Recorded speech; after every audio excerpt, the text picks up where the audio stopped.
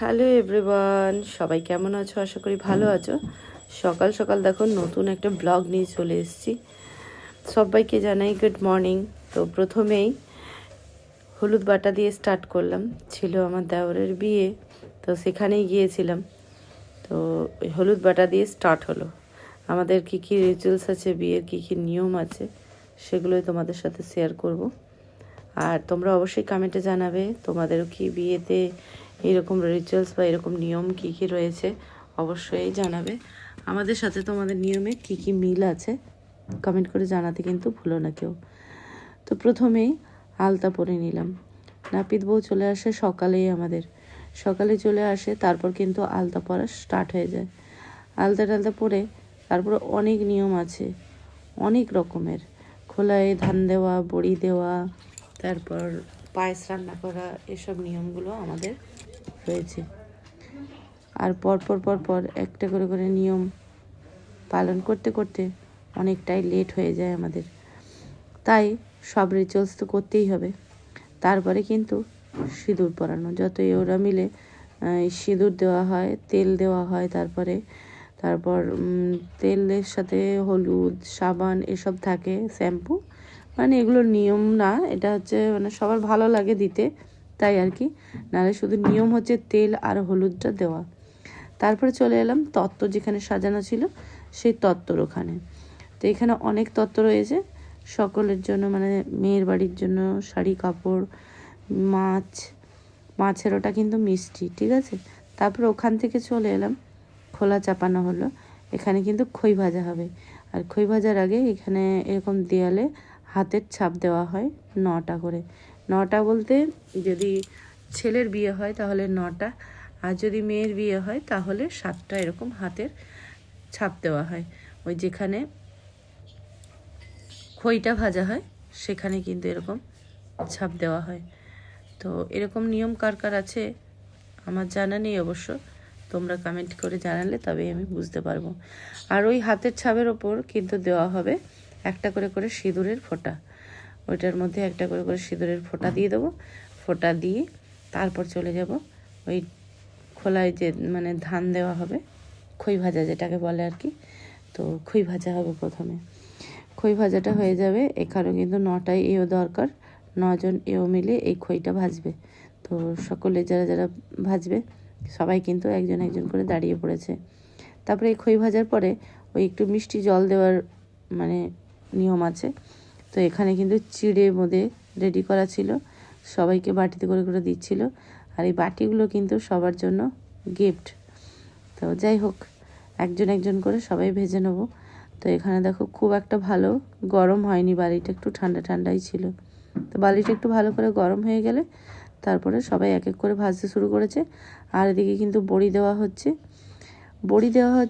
বড়িটা প্রথমে একটা বড় মানে বড়ি দেওয়া হয়, যে বিড়ির ডাল ভিজিয়ে বড়ি দেওয়া হয় পেস্ট করে। তো একটা বড় মতো একটা বড়ি প্রথমেই দেওয়া হয়।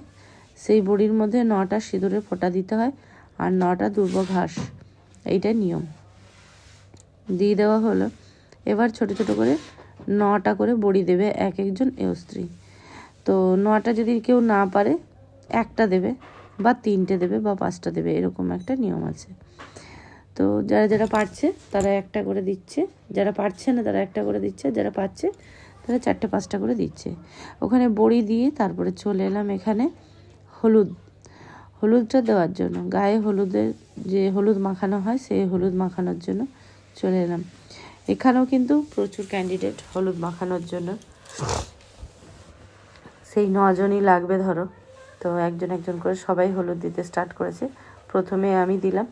প্রথমে আমি দেওয়ার পর তারপর একজন করে সবাই দেবে, কারণ আমাকে এই গায়ে হলুদের ক্ষীরটা যেটা সেটা রান্না করতে হবে। এটা হচ্ছে আমার দেওরের একটা বোন, মাস্তুতো বোন বা দিদির মেয়ে, হয়তো দিদির মেয়ে, না একটা দিদির মেয়ে। আর এগুলো ওর সব দিদি, মানে মাসির মেয়ে। তো যাই হোক, সবাই একজন করে হলুদ দিয়ে দেওয়া হলো। হলুদ দেওয়ার পরে আমি বাড়িতে চলে এলাম। বাড়িতে এসে ওই পায়েসটা চাপানো হলো মাটির হাঁড়িতে আমি স্নান টান করে পায়েসটা চাপিয়ে দিলাম। তারপরে এখানে ওকে রেডি করা হচ্ছে।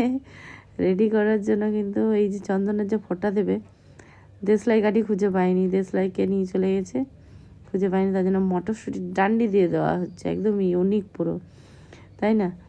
দারুণ, কিন্তু চন্দনে ফোঁটা দেওয়ার পদ্ধতিটা দারুণ। মটরশুঁটির যে বোটাটা ছিল সেইটা দিয়েই আগে দিল। তো যাই হোক, এখানে সাজানো হয়ে গেছে, এবারে কিন্তু খাবার সাজানো হবে। খাবার টাইম হয়ে গেছে, অলরেডি 2টো বেজে গেছিলো। তারপর কিন্তু এখানে আমি খাবারগুলো সাজিয়ে নিচ্ছি। আমাদের 9 রকমের ভাজা থাকে, ভাত থাকে, পায়েস থাকে, মাছ থাকে। যেহেতু মঙ্গলবার ছিল সেই কারণে ওকে মাছ দেওয়া হয়নি।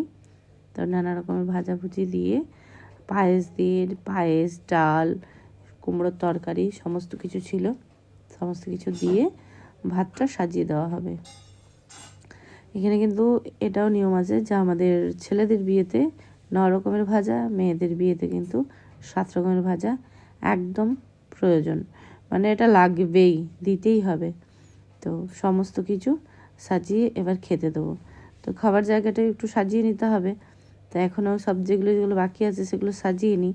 তো তোমাদের কেমন লাগছে ব্লগটা অবশ্যই কিন্তু কমেন্টে জানাতে ভুলবে না। তোমাদের আশায় রয়েছি, তোমরা জানাবে। তোমরা যদি কমেন্ট করো, তোমাদের কমেন্টগুলো ভালো লাগে দেখতে আর কি। তো এখানে এবার আমি ফুলগুলো ছোটো ছোটো করে কেটে, কুচো কুচো করে কেটে সব বাটিগুলো সাজিয়ে দিলাম।